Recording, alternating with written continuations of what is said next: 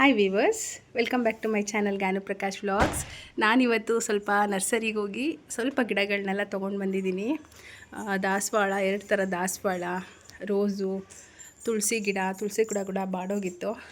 ಆಮೇಲೆ ಇದು lemon grass ಗಿಡ, ಸ್ನೇಕ್ ಪ್ಲ್ಯಾಂಟು, ಶಂಖಪುಷ್ಪ ಗಿಡ, ಮತ್ತು ಇನ್ನೂ ಸ್ವಲ್ಪ ಗಿಡಗಳನ್ನೆಲ್ಲ ತೊಗೊಂಡ್ಬಂದಿದ್ದೀನಿ. ಇದು ದೊಡ್ಡ ಪತ್ರೆ ಎಲ್ಲ ತೊಗೊಂಡು ಬಂದಿದ್ದೀನಿ. ಅದನ್ನೆಲ್ಲ ಪಾಟ್ಗಾಕಿ ಒಂದು ವಿಡಿಯೋ ಮಾಡ್ತೀನಿ. ವಿಡಿಯೋನ ಕೊನೆವರೆಗೂ ನೋಡಿ, ಲೈಕ್ ಮಾಡಿ, ಶೇರ್ ಮಾಡಿ, ಸಬ್ಸ್ಕ್ರೈಬ್ ಮಾಡೋದನ್ನು ಮರಿಬೇಡಿ. ಹಾಯ್ ಚುಕ್ಕಿ, ಹಾಯ್. ಏನು ಮಾಡ್ತಾಯಿದ್ದೀರಾ? ಇಲ್ಲೇ ತೊಗೊಂಡು ಬಂದಿದ್ದು ನಾನು ಸ್ವಲ್ಪ ಗಿಡಗಳನ್ನ ಧನ್ವಂತರಿವನ ಜ್ಞಾನಭಾರತಿ ಕ್ಯಾಂಪಸಲ್ಲಿದೆ, ಯೂನಿವರ್ಸಿಟಿ ಹತ್ರ ಇದೆ. ತುಂಬ ಚೆನ್ನಾಗಿದೆ, ಕಾಡು ಮಧ್ಯದಲ್ಲಿದೆ ನರ್ಸರಿ, ತುಂಬ ಚೆನ್ನಾಗಿದೆ. ಆದರೆ ಏನಂದರೆ ಕಲೆಕ್ಷನ್ಸ್ ಕಡಿಮೆ ಇದೆ. ನಾವು ಸ್ವಲ್ಪ ತುಳಸಿ ಗಿಡ, ದೊಡ್ಡ ಪತ್ರೆ, ಲೆಮನ್ ಗ್ರಾಸು ಅಂಥದ್ದು ಮಾತ್ರ ಅಲ್ಲಿ ತೊಗೊಂಡು ಬಂದ್ವಿ. ಇನ್ನು ಮಿಕ್ಕಿದ್ನೆಲ್ಲ ಲೋಕಲ್ ನರ್ಸರಿಲೇ ತೊಗೊಂಡು ಬಂದ್ವಿ. ಕಲೆಕ್ಷನ್ಸ್ ತುಂಬ ಕಡಿಮೆ ಇದೆ, ಅಷ್ಟೊಂದೇನು ಇರಲಿಲ್ಲ. ಸ್ವಲ್ಪ ಬಿಸಿಲಿಗೆಲ್ಲ ಖಾಲಿ ಆಗಿಬಿಟ್ಟಿದೆ ಮತ್ತು ತುಂಬ ಜನ ತೊಗೊಂಡಿದ್ದಾರೆ. ಯಾಕೆ ಅಂದರೆ ಬರೀ ₹6 ಚಿಕ್ಕ ಗಿಡ, ಮತ್ತು ಇನ್ನೂ ಸ್ವಲ್ಪ ದೊಡ್ಡದಾದರೆ ₹20. ಹಂಗಾಗಿ ಎಲ್ಲರೂ ತೊಗೊಂಡ್ಬಿಟ್ಟಿದ್ದಾರೆ ಹೋಗಿ. ನಾವು ಹೋಗೋಷ್ಟರಲ್ಲಿ ಎಲ್ಲ ಕಡಿಮೆ ಆಗಿಬಿಟ್ಟಿತ್ತು. ಅಲ್ಲೊಂದು ಇಲ್ಲೊಂದು ಗಿಡ ಸಿಕ್ತು ಅಷ್ಟೇ. ಕಾಡು ಮಧ್ಯ ಇರೋದ್ರಿಂದ ತುಂಬ ಚೆನ್ನಾಗಿದೆ, ತುಂಬ ತಂಪನಿಸ್ತಾ ಇತ್ತು.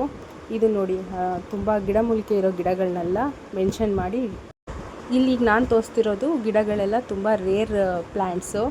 ಒಂದೊಂದು ಡೈಲಿ ನಾವು ಯೂಸ್ ಮಾಡೋದೇ ಇದೆ, ಒಂದೊಂದು ಮಾತ್ರ ಗಿಡಮೂಲಿಕೆದಂತೆ. ಹಂಗಾಗಿ ಅದನ್ನು ಮೆನ್ಷನ್ ಮಾಡಿ ಇಟ್ಟಿದ್ದಾರೆ. ಅದು ಒಂದು ಕ್ಲಿಪ್ಪಿಂಗ್ಸ್ ತೊಗೊಂಡೆ, ಬಟ್ ನಾನಲ್ಲಿ ಯಾವುದೂ ಏನೂ ತೊಗೊಳಕ್ಕಾಗಲಿಲ್ಲ. ಅದು ಯಾವುದೂ ಮಾರೋದಿಲ್ಲ ಅಂತ ಹೇಳಿದ್ರು. ಹಂಗಾಗಿ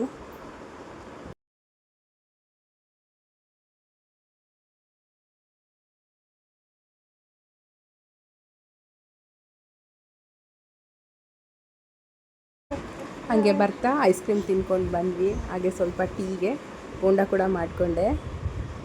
ಇನ್ನು ನಾವಿಬ್ಬರು ಸೇರ್ಕೊಂಡು ಗಿಡ ನೆಡೋಕ್ಕೆ ಶುರು ಮಾಡಬೇಕು. ಅದು ಪಾಟ್ಗೆಲ್ಲ ಹಾಕೋಷ್ಟರಲ್ಲಿ ತುಂಬ ಟೈಮ್ ಆಗುತ್ತೆ. ಹಂಗಾಗಿ ಟೀಗೆ ಬೋಂಡ ಮಾಡಿಕೊಂಡು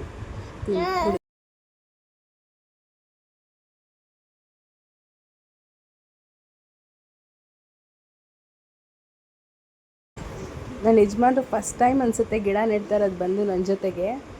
ಏನಕ್ಕೂ ಬಂದು ಹೆಲ್ಪ್ ಮಾಡಲ್ಲ, ಫಸ್ಟ್ ಟೈಮ್ ಬಂದು ಅವರೇ ಎಲ್ಲ ಗಿಡ ನೆಟ್ಟಿದ್ದಾರೆ.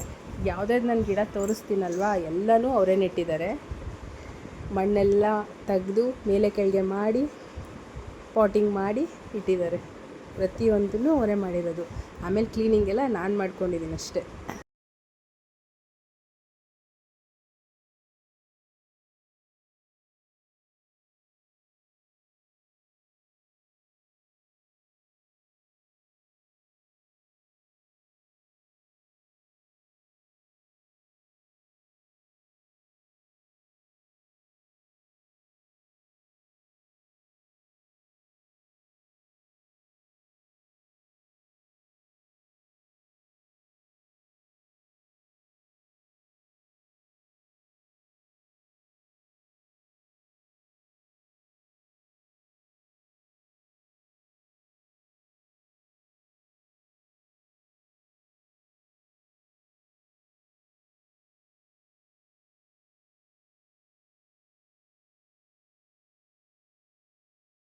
A few moments later.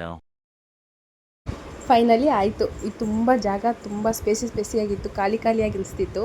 ಹಂಗಾಗಿ ಗಿಡ ಎಲ್ಲ ನೆಟ್ಟಿದ್ದೀವಿ. ಈಗ ತುಂಬ ಚೆನ್ನಾಗಿದೆ ನೋಡೋಕ್ಕೆ, ತುಂಬ ಖುಷಿಯಾಯಿತು. ಬೆಳಿಗ್ಗೆ ಎದ್ದಿದ ತಕ್ಷಣ ಒಂದು ರೋಸು, ಒಂದು ದಾಸವಾಳ ಗಿಡದಲ್ಲಿ ಬರ್ತಾನೆ ಇರುತ್ತೆ.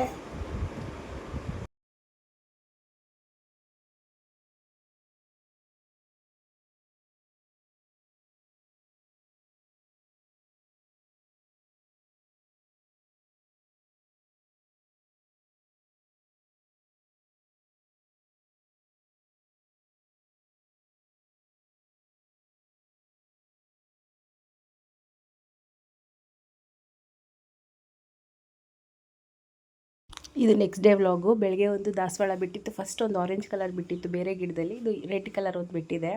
ಹಾಗೆ ಸ್ವಲ್ಪ ಮುದ್ದೆ ಇತ್ತು ರಾತ್ರಿದು, ಅದೇ ಅಂಬ್ಲಿ ಮಾಡ್ಕೊಳ್ಳೋಣ ಅಂತ ಮಜ್ಜಿಗೆ ಎಲ್ಲ ಸಿಲ್ಬಿ, ಈರುಳ್ಳಿ, ಹಸಿಮೆಣಸಿನ್ಕಾಯಿ ಮತ್ತು ಕೊತ್ತಂಬರಿ ಎಲ್ಲ ಹಾಕಿ ಮುದ್ದೆ ಕಲಿಸ್ತಾ ಇದ್ದೀನಿ. ತುಂಬ ಚೆನ್ನಾಗಿರುತ್ತೆ ಕುಡಿಯೋಕ್ಕೆ ಬೆಳಗ್ಗೆ ಎದ್ದ ತಕ್ಷಣ. ಹಾಗೆ ಮಾಡಿಕೊಂಡೆ. ಮತ್ತು ಇದೊಂದು ಪ್ರಾಡಕ್ಟ್ನ ಫ್ಲಿಪ್ಕಾರ್ಟಲ್ಲಿ ಆರ್ಡ್ರ್ ಮಾಡಿದ್ದೆ. ಚಾಕುನ ಶಾರ್ಪ್ ಮಾಡೋದು ಬೇಗ ಆಗುತ್ತೆ, ಶಾರ್ಪು ಆಗುತ್ತೆ ಮತ್ತು ಬೇಗ ಕ್ವಿಕ್ಕಾಗಿ ಕೆಲಸ ಮಾಡ್ಕೋಬೋದು. ಆಚೆ ಸಮಿತಾರಲ್ಲ, ಅದ್ರ ಬದಲು ನಾವು ಇದನ್ನು ನಾವೇ ಮನೇಲಿ ತೊಗೊಳ್ಬೋದು, ತುಂಬ ಚೆನ್ನಾಗಿ ಮಾಡ್ಕೊಳ್ಬೋದು ಬೇಗ ಬೇಗ. ಹಾಗೆ ಬೆಳಗಿನ ತಿಂಡಿಗೆ ಕುಂಬಳಕಾಯಿ ಪಲ್ಯ ಮತ್ತು ರೊಟ್ಟಿ ಮಾಡ್ಕೊಂಡಿದ್ದೆ, ರಾಗಿ ರೊಟ್ಟಿ. ತುಂಬ ಇಷ್ಟ ಆಗುತ್ತೆ ತಿಂಡಿ ಮಾಡ್ಕೊಳಕ್ಕೆ ನನಗೆ ಕುಂಬಳಕಾಯಿ ಪಲ್ಯ ಇಷ್ಟ ಇದೆ, ತುಂಬ ಇಷ್ಟ ಆಗುತ್ತೆ. ಹಂಗಾಗಿ ವಾರಕ್ಕೆ ಒಂದು ದಿವಸನಾದರೂ ಮಾಡೇ ಮಾಡ್ತೀನಿ.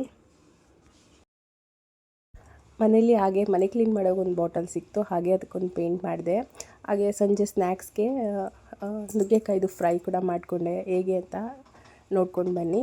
ಫಸ್ಟು ಒಂದು ಸಾಂಬಾರು ಪುಡಿ ಮತ್ತು ಧನಿಯಾ ಪುಡಿ ಮತ್ತು ಸ್ವಲ್ಪ ಅರಿಶಿನ, ಸ್ವಲ್ಪ ಮೆಣಸು ಪೌಡರು, ಸ್ವಲ್ಪ ಜೀರಿಗೆ ಪೌಡರು ಮತ್ತು ಗರಂ ಮಸಾಲ ಇಷ್ಟನ್ನು ಹಾಕಿ, ಸ್ವಲ್ಪ ಉಪ್ಪು ಮತ್ತು ಸ್ವಲ್ಪ ರವೆ ಹಾಕ್ಕೊಂಡಿದ್ದೀನಿ. ಇಷ್ಟನ್ನು ಹಾಕಿ ಮೊಸರು ಹಾಕಿ ಚೆನ್ನಾಗಿ ಮಿಕ್ಸ್ ಮಾಡಿಕೊಂಡು, ನಂತರ ಕಟ್ ಮಾಡಿ ಇಟ್ಕೊಂಡಿರೋ ನುಗ್ಗೆಕಾಯಿನ ಮಿಕ್ಸ್ ಮಾಡಿ ಮ್ಯಾರಿನೇಟ್ ಆಗೋಕ್ಕೆ ಸ್ವಲ್ಪ ಹೊತ್ತು ಬಿಡಬೇಕು.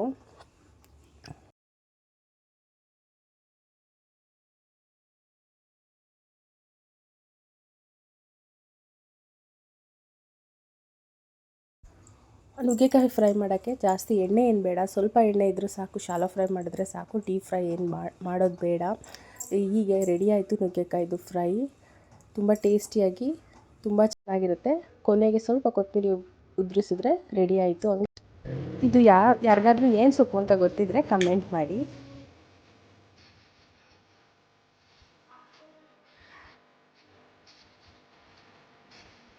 The next day.